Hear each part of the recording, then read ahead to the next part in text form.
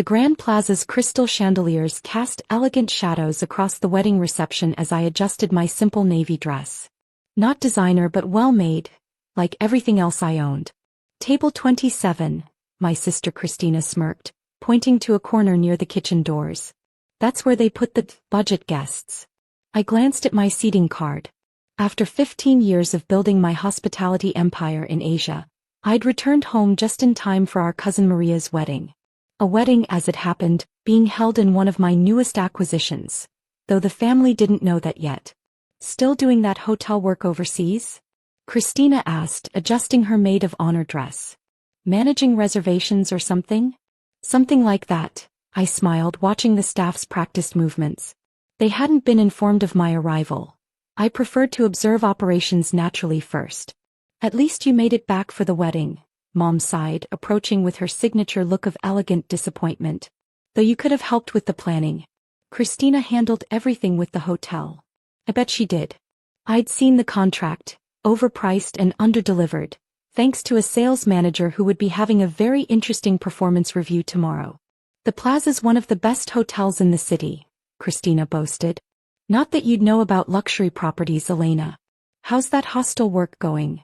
If she only knew about the 30 luxury hotels I owned across 3 continents. Or the fact that the Grand Plaza was just the latest addition to my portfolio. It's going well, I replied, noting several service inefficiencies that would need addressing. The staff training clearly needed an overhaul. Well enough to afford a better dress? Mom whispered, eyeing my non-designer label. Christina's Vera Wang was featured in Modern Bride. My phone buzzed. Another alert about our latest acquisition in Dubai. A $2 billion property that would redefine luxury hospitality in the Middle East. But here I was, being pitted at table 27.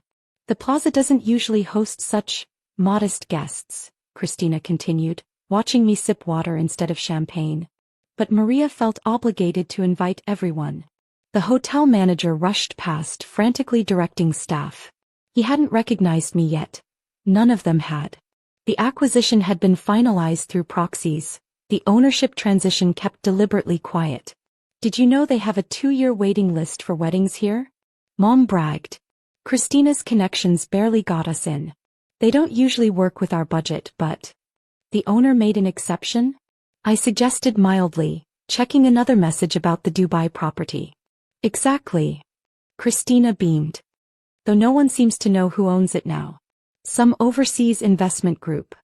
Rivera Global Holdings, actually. My company. The one I'd built from scratch while they thought I was just working in hotels. Speaking of work, Mom started. Christina's husband knows someone hiring front desk staff. I'm doing fine, I said quietly, watching the wedding planner struggle with a seating crisis. Tomorrow the entire staff would learn that the guest they'd banished to table 27 was actually their boss. The wedding reception was in full swing when the first hint of my identity surfaced. A junior manager was scrolling through emails on his tablet when he froze, looking between his screen and table 27 with growing horror. Ms. Rivera? He approached cautiously, tablet shaking. Elena Rivera.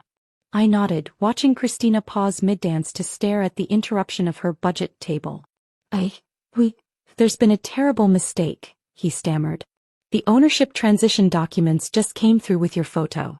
You're the new owner, I confirmed, standing as the hotel's general manager rushed over, his face ashen. Though I must say, table 27 has provided an interesting perspective on our service standards. The music seemed to fade as whispers spread across the ballroom. Christina's perfectly curled hair wilted as she watched the hotel's entire management team converge on her embarrassing sister. Madam, the general manager was nearly crying. If we had known the owner was attending, you would have treated me differently? I raised an eyebrow. Like you treat all guests at table 27? Mom's champagne glass slipped, spilling across her designer dress as more details emerged. The daughter she thought needed help finding front desk work owned not just the Grand Plaza, but 30 other luxury properties across the globe.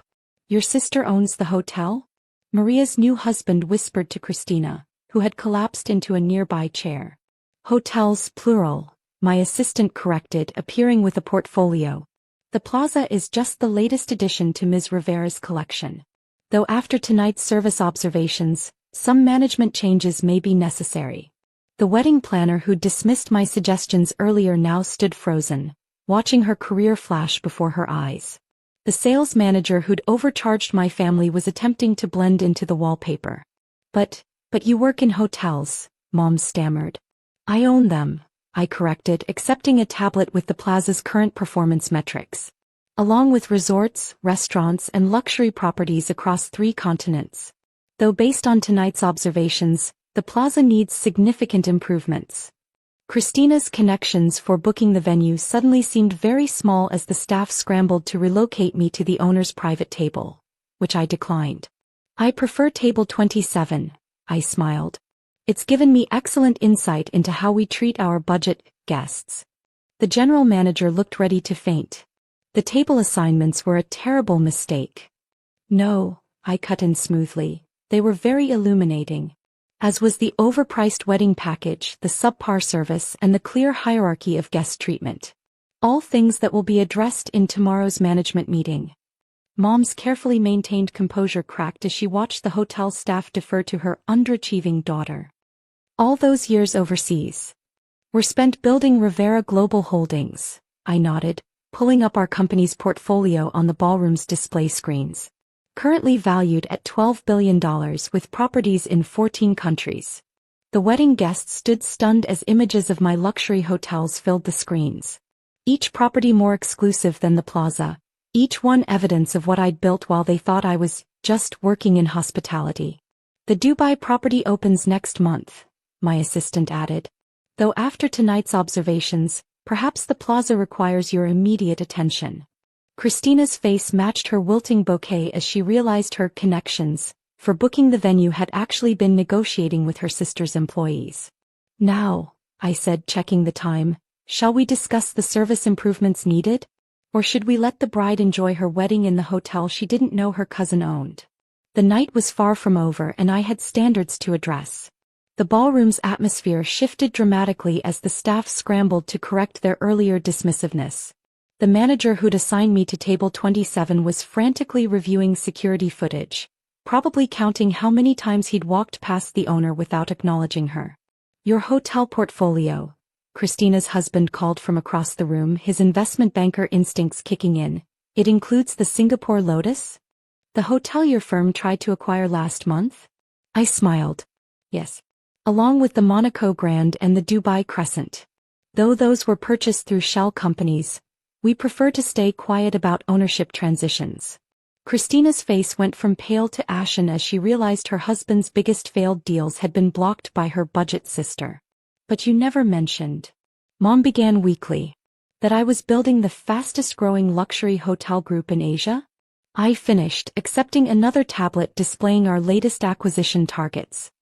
You were all too busy bragging about Christina's wedding planning business to ask. The wedding planner in question was now hovering nervously nearby, probably realizing her biggest client was actually my employee.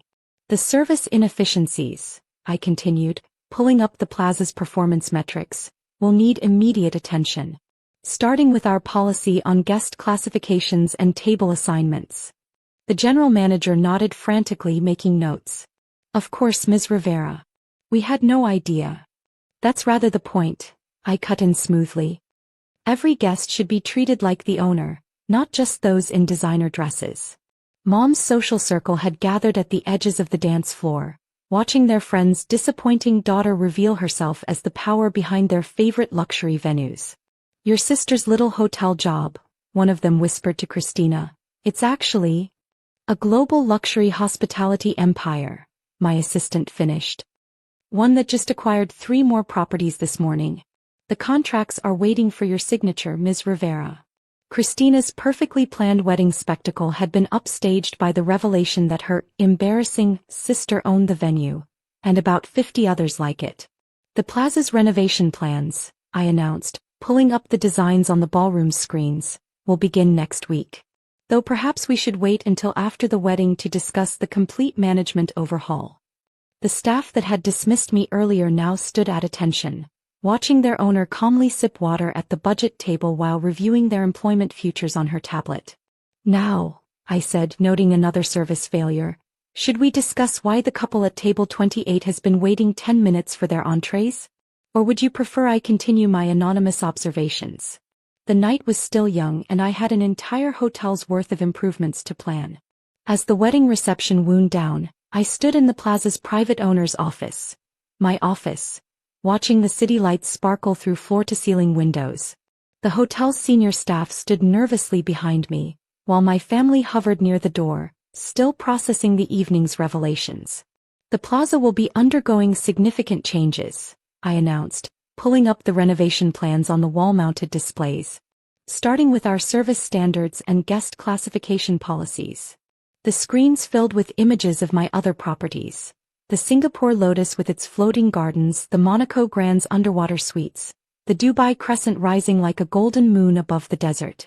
From my position at the window, I could see Christina in the reflection, her maid of honor dress suddenly seeming overdressed among the subtle elegance of true luxury hospitality. Mom's social bragging about her successful daughter's wedding planning business had fallen silent. Your sister's hotels, the general manager explained reverently to my family, set the global standard for luxury hospitality. Plazas was rather behind the times. A situation that will be remedied immediately, I added, turning to face the room. Though perhaps table 27 should remain exactly as it is, as a reminder of how not to treat any guest. The staff shifted uncomfortably as I pulled up the evening service footage. Sometimes the best lessons come from the most uncomfortable moments. The girl who was just working in hotels, I concluded, meeting my family's stunned gazes, was actually redefining what luxury hospitality means. Because sometimes the greatest achievements happen quietly, far from designer dresses and social media posts. The night lights of the city played across the office walls. My office, my hotel, my empire. The quiet sister in the simple navy dress had just revealed herself as the most powerful person in the room.